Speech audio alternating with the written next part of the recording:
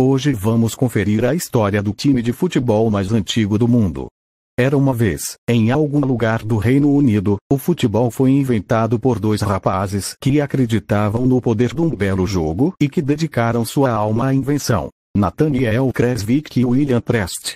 Eles escreveram as regras e leis para um novo jogo e fundaram o primeiro clube de futebol do mundo, Sheffield FC, no dia 24 de outubro de 1857.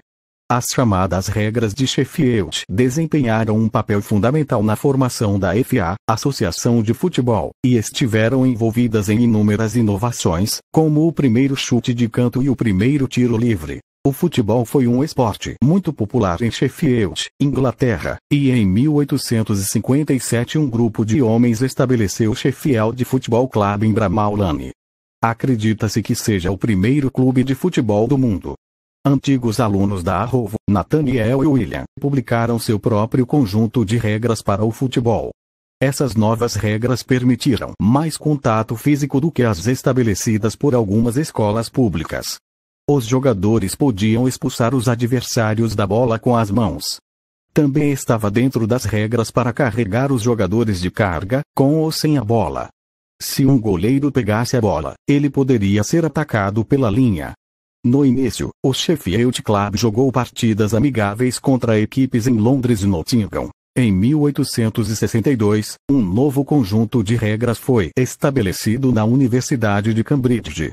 Estes especificaram 11 jogadores para cada time, um árbitro de cada lado mais um árbitro neutro.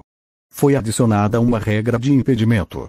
Um homem poderia jogar uma bola passada para ele por trás, desde que houvesse 3 adversários entre ele e o gol.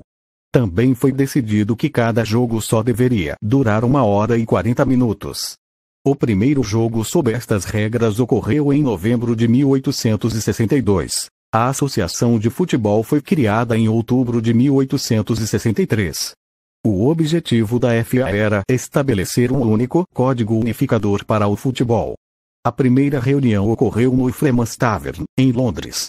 Os clubes representados na reunião incluíram Barnes, Blackheath, Percival House, Kensington Shoal, Varolfs, Crystal Palace, Forest, mais tarde conhecidos como Wanderers, Crusaders e Nunamis of Kilburn. A Charterhouse também enviou um observador à reunião. Em 1871, Charles W. Alcock, secretário da Associação de Futebol, anunciou a introdução da Football Association Challenge Cup. Foi a primeira competição de nocaute do seu tipo no mundo. Apenas 12 clubes participaram da competição: Wanderers, Royal Engineers, Ipswich, Queen's Park, Barnes, Serviço Civil, Crystal Palace, Hampstead Athens, Great Marlow, Upton Park, Maidenhead e Clapham Rovers. Muitos clubes não entraram por razões financeiras. Todas as partidas tiveram que ser jogadas em Londres.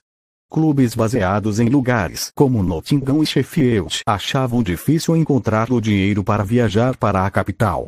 Cada clube também teve que contribuir com uma vaquinha para o custo do troféu de prata de 20 esterlinas. O Sheffield Club se juntou à competição na temporada 1873-74.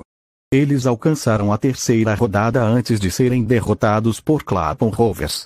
Apesar de ter bons jogadores como W.H. Stacey, Duff Davy, Peter Andrews, Alf Liddell e T.H. Sorby, o clube nunca se deu muito bem na Football Cup Challenge. O Sheffield Club estava determinado a permanecer no lado amador e se recusou a se juntar à Liga de Futebol quando foi formada em 1888.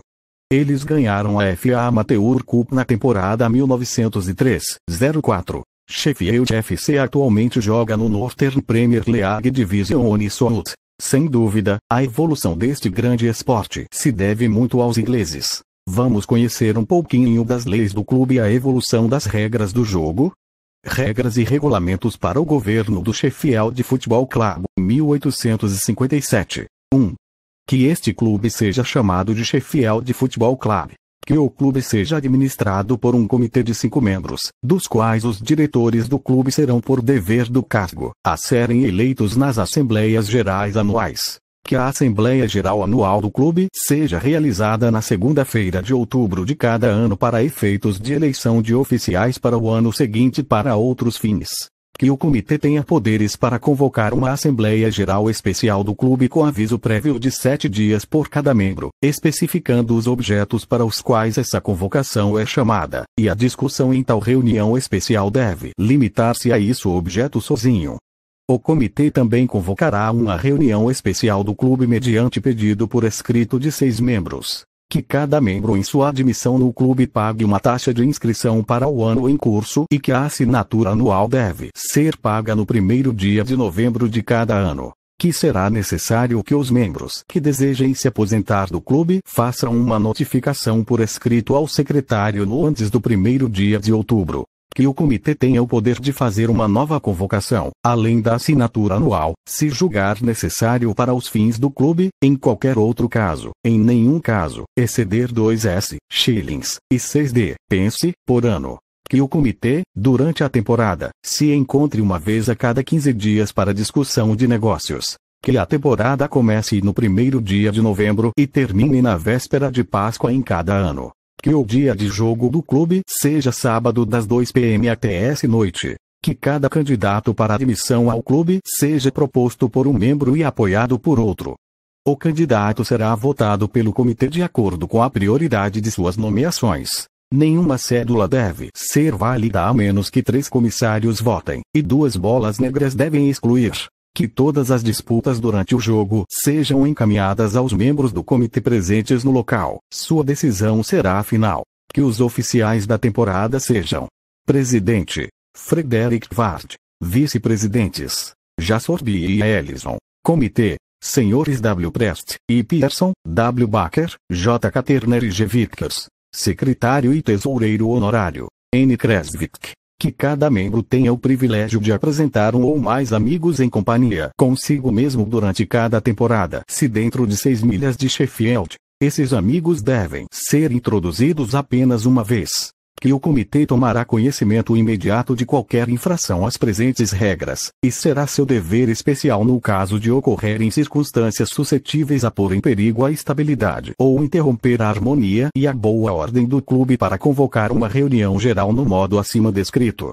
No caso de 2/3 dos membros presentes em tais reuniões, decidindo mediante votação na expulsão de qualquer membro, esse membro deixará de pertencer ao clube.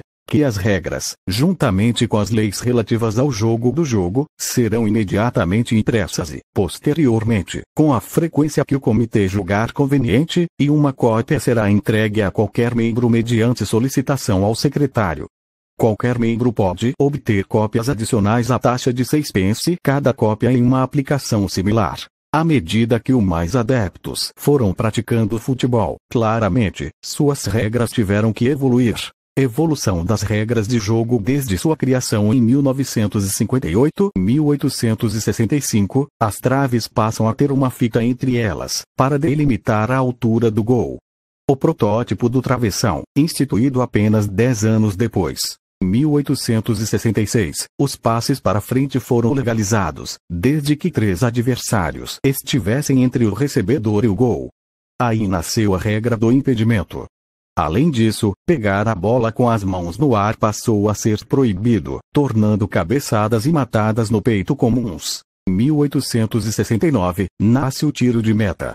Antes, a bola que saísse pela linha de fundo era do time que a pegasse primeiro, ganhando uma cobrança de falta. Em 1871, apenas um jogador passa a poder pegar a bola com as mãos. Nasce o goleiro. Em 1872, os goleiros só podem pegar a bola com as mãos no próprio campo.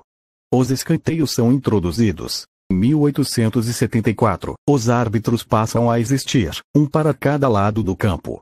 Antes, as discussões sobre as jogadas eram feitas pelos capitães.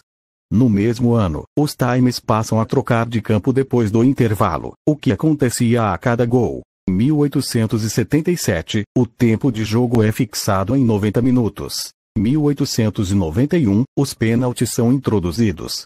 Podem ser cobrados de qualquer posição a 12 jardas do gol. A criação se deu depois que um jogador espalmou uma bola no último minuto de um jogo da Copa da Inglaterra. Também naquele ano, um novo árbitro passou a entrar em campo e os 2 que já existiam passaram a atuar como assistentes. E os gols ganharam redes. 1892, foram criados os acréscimos, depois que um goleiro chutou a bola para fora do campo, a fim de evitar a cobrança do pênalti. Quando a bola foi devolvida, o tempo já tinha acabado. 1895, os laterais passam a ser dos oponentes do time que tocou a bola por último. Antes, eram de quem pegasse a bola primeiro. 1902, as áreas foram criadas. 1904, a lei da vantagem passa a ser aplicada pelos árbitros. 1907, um jogador não pode estar impedido em seu próprio campo. 1912, os goleiros têm suas ações com a mão delimitadas à própria área. Além disso, eles precisam vestir uniformes diferentes aos dos companheiros. 1924, os gols de escanteio são permitidos. A Argentina anota o primeiro, contra o Uruguai, ou então o campeão olímpico. Assim foi batizado o gol olímpico. 1925, a lei do impedimento passa a ser considerada a partir de 2 jogadores entre o receptor do passe e o gol, não mais 3. 1939, os números na camisa se tornam obrigatórios. 1958, uma substituição é permitida, mas só em caso de lesão. 12 anos depois, 2 substituições passam a valer, mesmo que por razões táticas. 1970, os pênaltis passam a decidir jogos empatados. O sistema de cartões são criados, baseados nos semáforos de trânsito. 1992, os goleiros são proibidos de agarrar bolas recuadas por seus companheiros com os pés. 1993, é criada a área técnica beira do campo. 1995, 3 substituições são permitidas. 2012, a tecnologia na linha do gol é utilizada em competições oficiais da FIFA. 2016, VAR utilizado na Eurocopa. Então, vocês tinham ideia de como seria praticar futebol nessa época? Acha isso uma realidade muito distante e difícil de imaginar? Galera, se inscrevam e deixem seu like e divulgue o vídeo para algum amigo.